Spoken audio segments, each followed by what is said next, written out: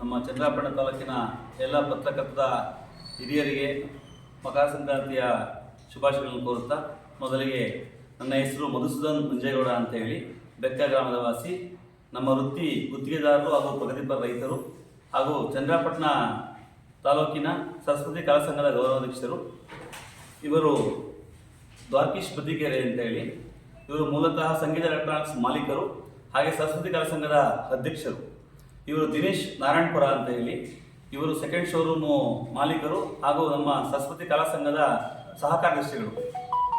ಇವತ್ತು ನಾವಿಲ್ಲಿ ಸೇರುವ ಉದ್ದೇಶ ಏನಂದರೆ, ನಮ್ಮ ಚಂದ್ರಾಪಟ್ಟಣ ತಾಲೂಕಿನಲ್ಲಿ ಸುಮಾರು 2004ರಿಂದ ನಾವು ಈ ರಂಗಭೂಮಿಗೆ ಪಾದಾರ್ಪಣೆಯನ್ನು ಮಾಡಿ, ಈ ವರ್ಷ 2026 ಸಂಕ್ರಾಂತಿ ಪ್ರಯುಕ್ತ ಹಾಗೂ ಐತಿಹಾಸಿಕ ಭೂಕದ ರಂಗನಾಥ ಸ್ವಾಮಿ ದನಗಳ ಜಾತ್ರೆಯ ಪ್ರಯುಕ್ತ ಒಂದು ವಿಭಿನ್ನ ರೀತಿಯಲ್ಲಿ ನಮ್ಮ ಸಂಸ್ಕೃತಿಯನ್ನು ಉಳಿಸುವ ನಿಟ್ಟಿನಲ್ಲಿ ನಾವು ಕುರುಕ್ಷೇತ್ರ ಅಥವಾ ಧರ್ಮರಾಜ್ಯ ಸ್ಥಾಪನೆ ಎಂಬ ನಾಟಕವನ್ನು ತಾಲೂಕಿನ ನುರಿತ ಆಯ್ದ ಕಲಾವಿದರನ್ನ ಆಯ್ಕೆ ಮಾಡಿಕೊಂಡು ಸರಸ್ವತಿ ಕಲಾ ಸಂಘದ ವತಿಯಿಂದ ಈ ನಾಟಕವನ್ನು ಅಭಿನಯಿಸಲು ನಾವೆಲ್ಲ ಪಣ ತೊಟ್ಟಿದ್ದೇವೆ.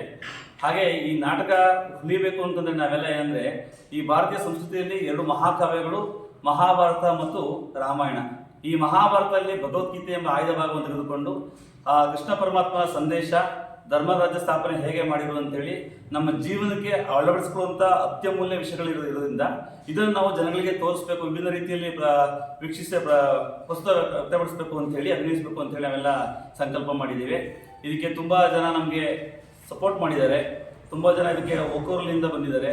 ಈ ನಾಟಕವನ್ನು ಹೆಸರಾಂತ ನಿರ್ದೇಶಕರಾದ ಸಚಿನ್ ರಂಗರಾಜ್ ಅವರು ನಿರ್ದೇಶನ ಮಾಡ್ತಾ ಇದ್ದಾರೆ. ಹಾಗೆ ಅತ್ಯದ್ಭುತ ವಾದ್ಯಗೋಷ್ಠಿ ಗಿರಿ ಸೂಲಿಬೆಲೆ ತಂಡದಿಂದ ಇದಕ್ಕೆ ವಾದ್ಯಗೋಷ್ಠಿ ನೀಡ್ತಾ ಇದ್ದಾರೆ. ಹಾಗೂ ಜನಪ್ರಿಯ ಶಾಸಕರು ಹಾಗೂ ಇನ್ನಿತರ ಗಣ್ಯ ವ್ಯಕ್ತಿಗಳು ಇದಕ್ಕೆ ಶುಭವನ್ನು ಕೋರಿದ್ದಾರೆ.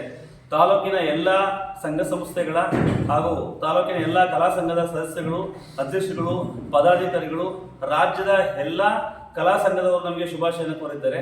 ಆದ್ದರಿಂದ ಈ ಕಾರ್ಯಕ್ರಮಕ್ಕೆ ಸರ್ವರು ಆಗಮಿಸಿ ಈ ಐತಿಹಾಸಿಕ ಜಾತ್ರೆಯ ಮಹೋತ್ಸವದ ಒಂದು ಅಂಗವಾಗಿ ಎಲ್ಲರೂ ಸಹ ಬಂದು ಈ ನಾಟಕಕ್ಕೆ ಶುಭ ಕೋರಬೇಕು ಅಂತೇಳಿ ತಮ್ಮೆಲ್ಲರ ಮುಖಾಂತರ ನಾನು ಕೇಳ್ಕೊಳ್ತಾ ಇದ್ದೀನಿ. ನಮಸ್ಕಾರ.